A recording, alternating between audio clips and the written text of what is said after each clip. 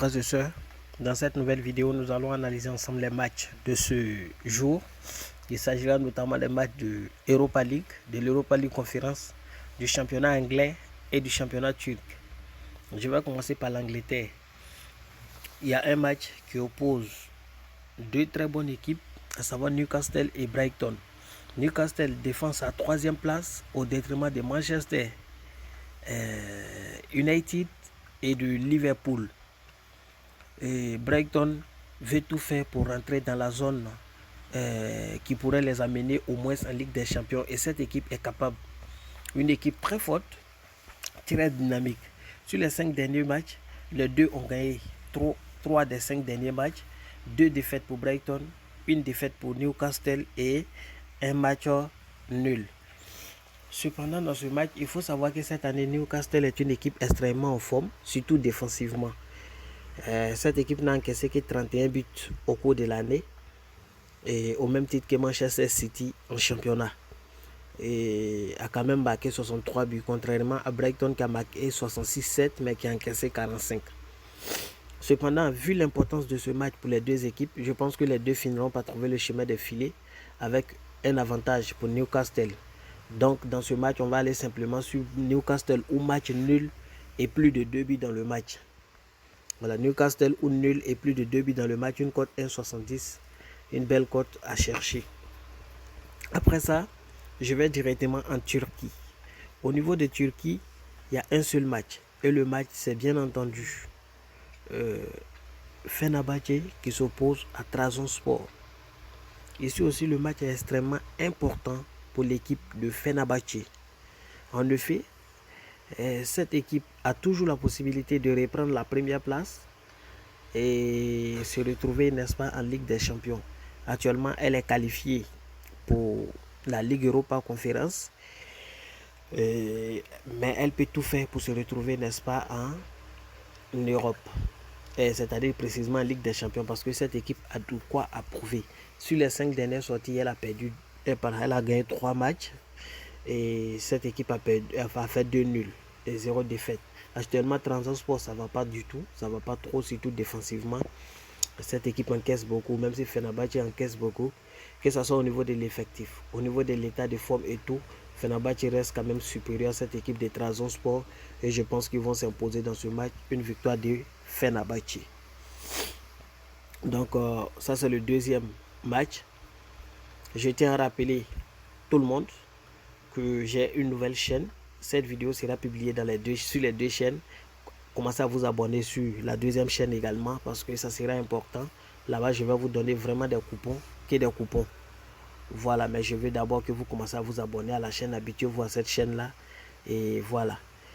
Et on verra la suite. Ceux qui veulent jouer mes coupons live, vous rentrez dans le groupe Telegram. Aujourd'hui, on a validé une cote 3. On a perdu une cote 4. C'était les 2 coupons.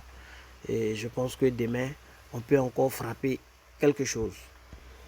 Alors, je vais retourner, n'est-ce pas, au niveau donc de la Ligue Europa. Le premier match entre Bayer Leverkusen et Rome. À domicile, Rome a gagné 1-0.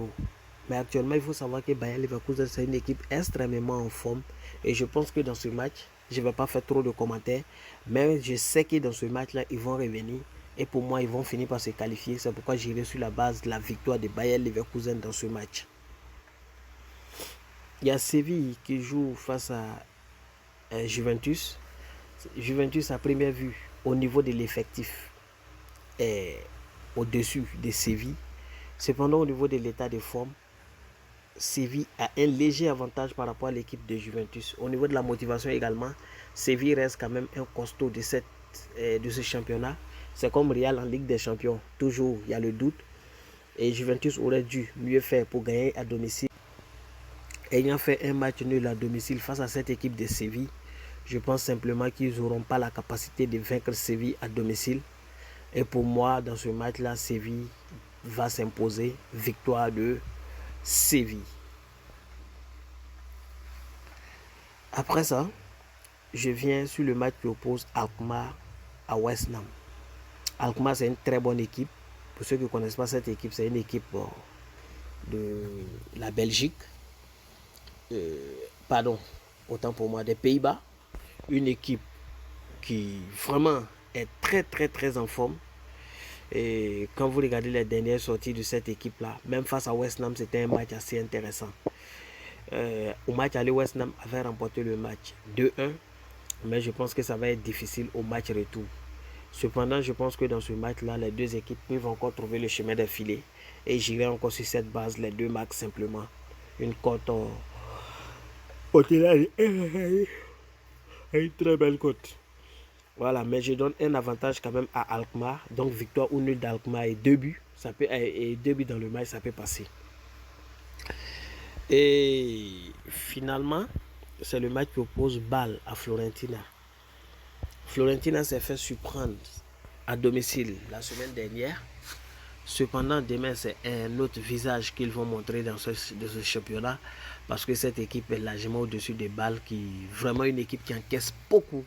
Mais en coupe, elle s'en sort bien. Elle s'en sort très bien. Cependant, je pense que ça va être très compliqué pour eux face à cette équipe de Fiorentina. Et ils se sont déjà confrontés plusieurs fois. Vous allez voir que Bâle a déjà 2 victoires pour 2 matchs nuls. Mais toujours est-il que quand ils se croisent, les deux trouvent le chemin des filets. Demain, je pense que Fiorentina va tout faire pour vouloir remporter ce match. Et je pense que Bâle va vouloir forcément revenir dans ce match également. C'est pourquoi j'irai sur la base de la victoire ou nulle de Fiorentina et plus de 2 buts dans le match également. Ça pourrait aller. Dans ce match, il y a une autre statistique qui peut bien partir. C'est plus de 22,5 tirs simplement dans le match. Ça peut passer. Donc voici un peu mon point de vue sur ces matchs. Et ceux qui veulent jouer mes coupons, comme je le disais tantôt, vous entrez dans le groupe Telegram. Je mettrai mes coupons là-bas pour vous. Et je mettrai également le lien de la deuxième chaîne en commentaire et je vais épingler.